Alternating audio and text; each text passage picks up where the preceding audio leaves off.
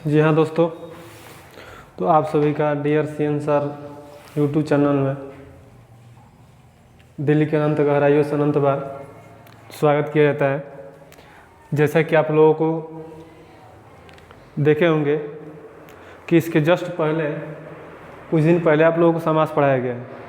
तो समास किसे कहते हैं, समास का पूर्व पद क्या होता है, उत्तर पद क्या होता है यानी अंतिम पद क्या होता है, और समासिक विग्रह क्या होता है, और समास कितने प्रकार के होते हैं और कौन कौन होते हैं, इन सभी के बारे में, अव्ययी भाव समास किसे कहते हैं, इन सभी के बारे में आप लोगों को पहले वीडियो में पढ़ा दिया गया है।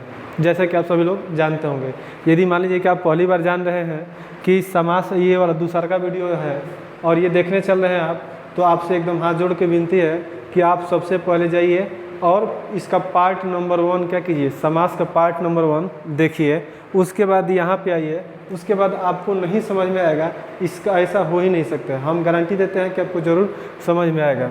जी हाँ दोस्तों, तो पार्ट 1 इसका ख़त्म हो गया है।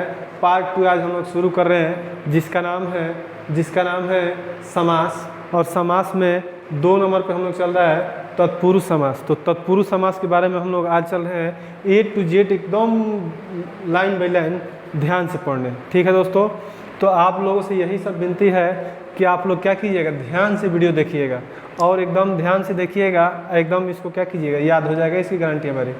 तो चलिए हम लोग सबसे पहले देखते हैं तत्पुरुष समास किसे कहते हैं। तो दोस्तों यहाँ पे याद रखना है तत्पुरुष समास में याद रखना है क्या, कि ऐसे समास जिनका अंतिम पद प्रधान हो। जैसे हम लोग देखे थे अव्ययी भाव समास में देखे थे कि उसमें प्रथम पद प्रधान होता था। यहाँ पर हम लोग देखेंगे कि अंतिम पद, पूर्व पद नहीं, अंतिम पद या उत्तर पद क्या हो, प्रधान हो, तथा दोनों पदों के बीच कारक चिन्ह का लोप हुआ हो।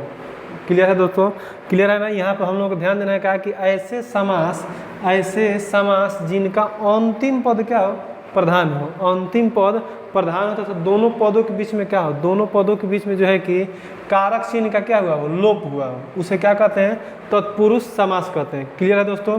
जैसे मान लीजिए कि हम लोग देख रहे हैं माखन चोर को हम लोग देख रहे हैं। जैसे ही हम लोगों के दिमाग में आएगा माखन चोर, तो उसमें सबसे पहले हम लोगों को आएगा कि माखन चोर का समासिक विग्रह हम लोग करेंगे तो हम लोग को क्या प्राप्त होगा।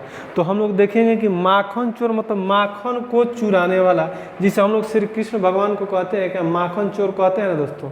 तो याद रखना है आप लोगों को, माखन चोर मतलब ये हुआ कि माखन को चुराने वाला। तो यहाँ पे को विभक्ति का क्या हुआ है, लोप हुआ है।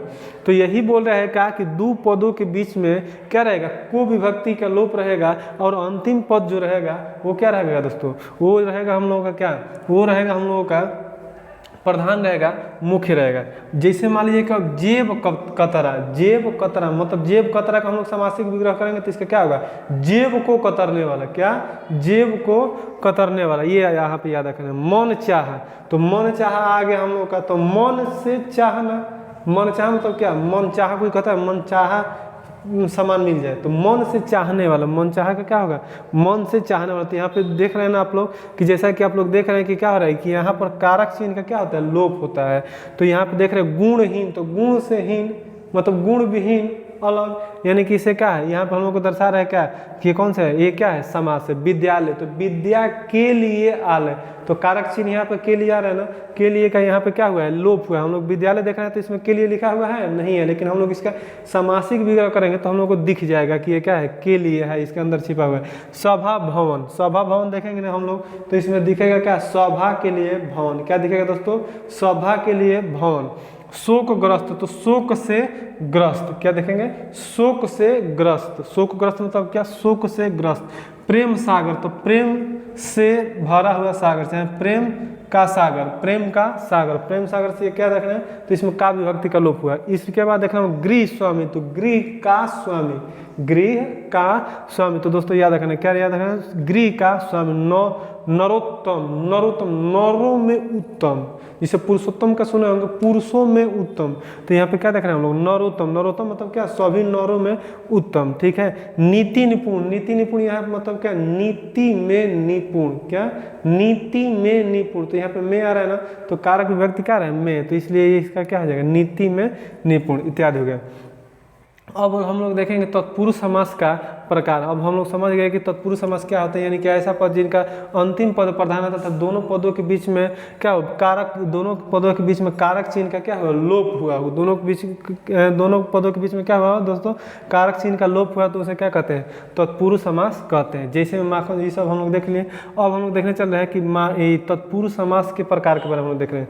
तो तत्पुरुष समास निम्न 6 प्रकार के होते हैं। क्या, तत्पुरुष समास निम्न 6 प्रकार के होते हैं। जैसे हम पहला नंबर पर मान लेना है कि कर्म तत्पुरुष, क्या, कर्म तत्पुरुष समास। कर्म तत्पुरुष समास तो दोस्तों याद रख रहे हैं कि ऐसे समास, क्या, ऐसे समास जिनमें कर्म कारक की विभक्ति, ऐसे समास जिनमें कर्म कारक की विभक्ति को का लोप हुआ हो, यानी कि को क्या हो जाएगा, जब हम लोग का जो है कि ठीक है लोप हो जाएगा, तो उसको याद रखना हम लोगों को, क्या, उसको मैं याद रखना है कि हम लोग को कौन सा विभक्ति हो जाएगा, हम लोग का को का जब लोप हुआ होगा तो